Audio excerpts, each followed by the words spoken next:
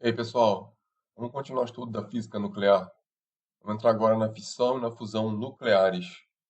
Bom, o processo de fissão nuclear, ele tem a ver com a quebra, né? A palavra fissão tem a ver com uma fratura, né? Com uma quebra, uma divisão, né? Então você tem, imagina um núcleo atômico, não um átomo como um todo, e ele é quebrado.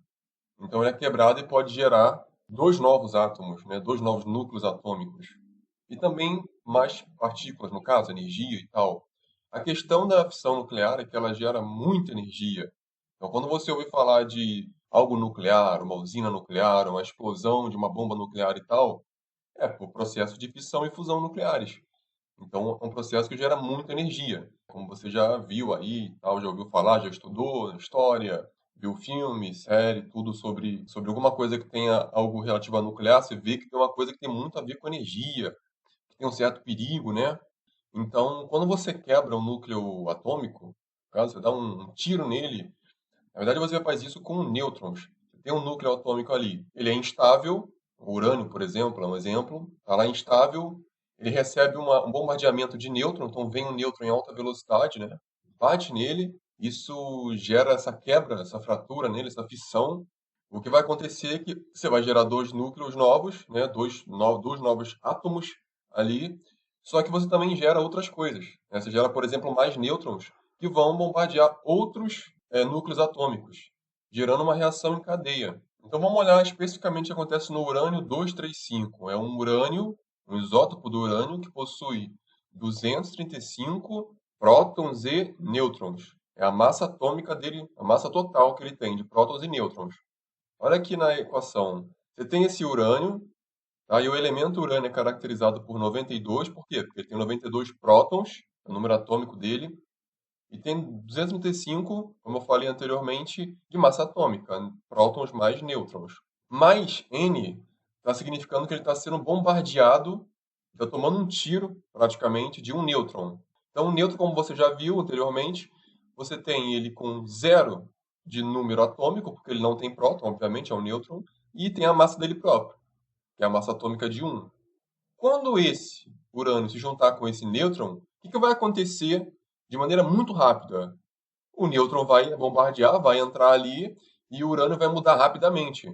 Como vai agregar uma massa, você percebe que vai acontecer o quê? Vai somar um. Então, o urânio 235 passa a ser o urânio 236. Você veja que não muda nada em relação ao 92, porque continua sendo urânio. O nêutron não vai agregar prótons, então não faz sentido. Então, só mudamos o urânio 235 para 236. Bom, ao absorver esse nêutron, vai acontecer uma fissão muito rápida. Tá? Então você vai ter ali dois novos átomos se criando a partir do urânio. Um é o criptônio 91 Kr, é a sigla dele na tabela periódica, e o outro é o bário 142, que na tabela periódica é o Ba. E além disso, você ainda vai ter três nêutrons que vão sobrar ali, que eles vão sair em alta velocidade e vão bombardear os próximos núcleos atômicos. Como eu falei, uma reação em cadeia, né? Você dá um tiro com um nêutron, mas ali o urânio vai jogar mais três nêutrons fora, em alta velocidade. Isso quer dizer que os três nêutrons vão em direção a outros urânios ali. Então fica uma reação em cadeia, com o urânio jogando nêutron que vai bater no próximo urânio e assim vai ficar uma coisa bem mais abrangente, né? Bom, então se a gente analisar aqui essa equação mais completa agora, a gente vai ter que a soma do urânio com o nêutron, que a gente sabe que vai dar urânio 236, vai gerar o criptônio, e o criptônio é 36 de número de prótons, número atômico, e 91 de massa atômica, tá? Mais o bário. Como eu falei, esses dois são criados a partir do urânio. Então, o bário tem 56 de número atômico, ou seja, número de prótons, e 142 de massa atômica, de prótons mais nêutrons. E além disso, tem os três nêutrons, então repara aqui, ó, no que está escrito. Três nêutrons, são três vezes nêutrons, três nêutrons. Então, quando você ver esse número aqui, ó, três, ele já está te dizendo, não é um nêutron, nem são dois, são três. E cada nêutron tem sua própria massa, certo? Nenhum tem número de prótons, obviamente, mas cada um tem sua massa. Então você tem três nêutrons. No total você vai ter quantas massas? Três, porque são três. Mais 179,4 MeV. O que é esse MeV aí?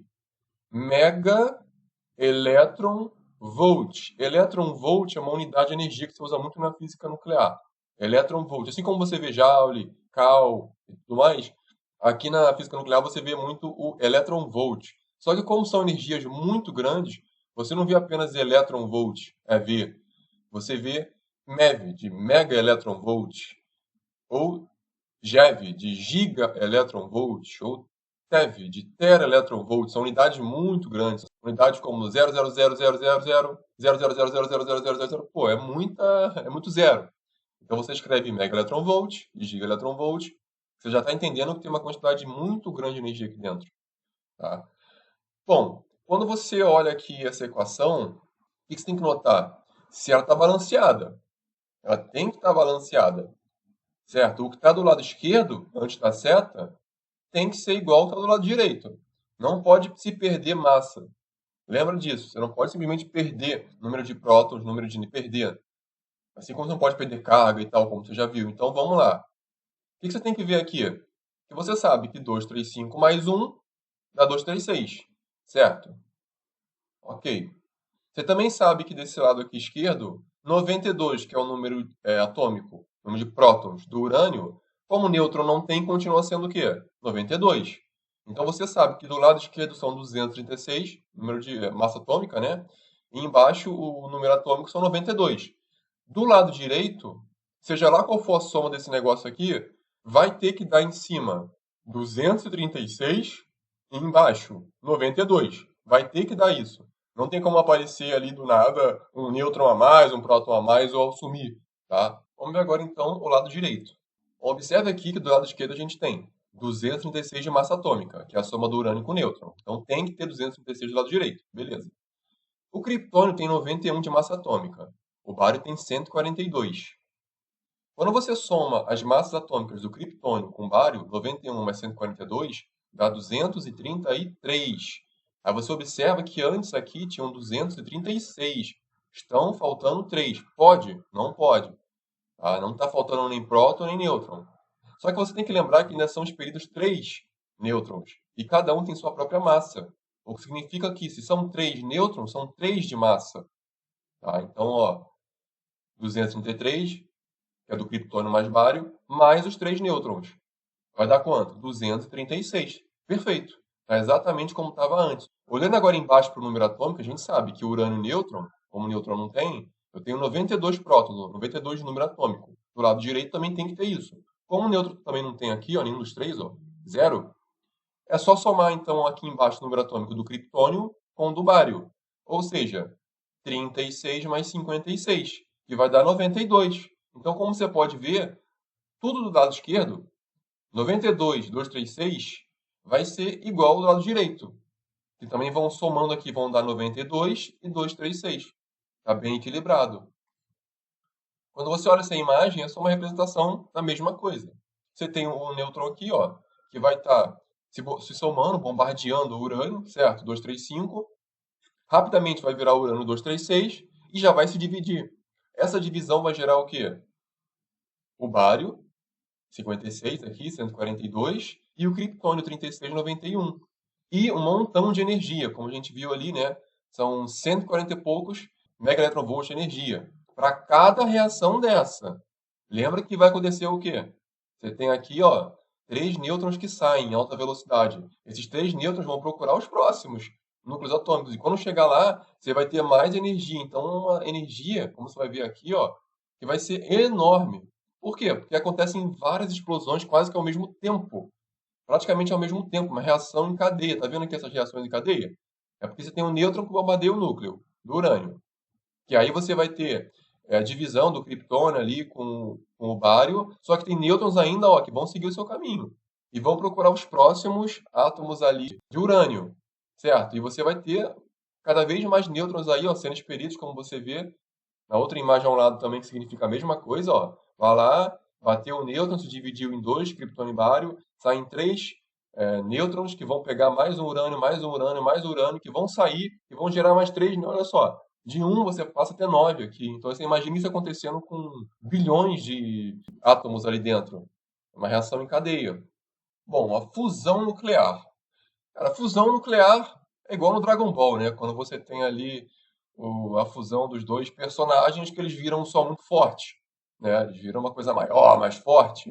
É uma fusão. Você está fundindo coisas. Fissão tem a ver com fratura, com quebra. Você está dividindo. Na fusão, você está fazendo uma outra coisa, que é juntar, o que é bastante difícil, tá? É ainda mais difícil. Então, você está fazendo uma fusão. Você está juntando, tá? Dois átomos em um só. Está pegando dois núcleos e juntando em um só, fazendo uma coisa maior. Bom, vamos primeiro pensar uma coisa que é bem estranha. Você dentro do núcleo atômico tem o quê? Prótons e nêutrons. Nêutron não tem carga, porém prótons têm. E se você tiver, por exemplo, imagina só um núcleo atômico com 50, 100, 120, sei lá, prótons. É muita coisa. É muita carga positiva junto. E você já aprendeu. Cargas iguais se repelem e diferentes se atraem. Então, como que você tem no núcleo atômico uma porção de carga igual que deveria estar se repelindo por causa da eletricidade, né, essa parte elétrica entre eles, a repulsão elétrica entre suas cargas, mas ainda assim estão juntos? É porque, resumidamente, existe uma outra força chamada força forte, que é uma força ainda maior do que a elétrica. Então, esses prótons não conseguem escapar da força forte e eles conseguem vencer a força elétrica. Então, tem uma força como se fosse uma cola que segura todos esses prótons ali dentro. Não consegue fazer eles saírem. Por isso que é difícil você quebrar um núcleo atômico, porque tem uma força muito forte ali segurando eles. E é por isso também que tem uma coisa muito óbvia. Então, se a carga positiva repele carga positiva, isso quer dizer que a carga negativa é atraída pela carga positiva. E é por isso que você vai ter o quê? Um monte de elétron em volta com carga negativa. Por quê? Porque eles eletricamente são atraídos pelas cargas positivas dentro do núcleo atômico. O negativo atrai o positivo e vice-versa. Tá? Qual é a dificuldade da fusão nuclear? Você vai ter que pegar mais cargas positivas e jogar no núcleo atômico. Você vai ter que pegar um elemento que já tem cargas positivas ali. É difícil de manter aquilo tudo junto. Outro elemento que tem carga positiva. E você vai fundir, você vai juntar os dois. Mas, cara, eletricamente, carga positiva não está bem com carga positiva. Então vai ser muito difícil, vai demandar muita energia você conseguir juntar um núcleo atômico com cargas positivas com outro. É muito difícil fazer isso. Só que, por exemplo, tem uma coisa que você conhece que faz isso o tempo todo, que é o Sol. O Sol faz isso o tempo todo. Ele pega núcleos de hidrogênio e conseguem ficar juntando um com o outro e daí fazem altas explosões. Por isso que o Sol está sempre explodindo. Você olhar a imagem dele, representações gráficas, você vê que ele é uma coisa que basicamente fica explodindo o tempo todo. Ele tem várias reações nucleares acontecendo a todo instante. Por isso que ele consegue emitir tanta radiação, luz, ultravioleta, infravermelho, outras radiações também ali. Ele vai enviando tudo a uma distância enorme, tá? Porque estão acontecendo essas explosões o tempo todo. Bom, vamos dar uma observada aqui então, até em relação ao que acontece com o Sol mesmo, né? O processo de fusão nuclear. A gente já viu que existem três tipos de hidrogênio. Todos são hidrogênio, todos têm número atômico 1, certo? Porém, você tem três tipos diferentes. Vai depender do número de nêutrons que cada um tiver.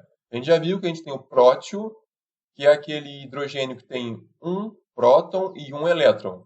Zero nêutron, ele não tem nêutron. Tá? Ele é estável e ele corresponde a 99,99% do hidrogênio que existe no planeta Terra. Temos o deutério. O deutério tem uma diferença, porque o deutério tem o quê?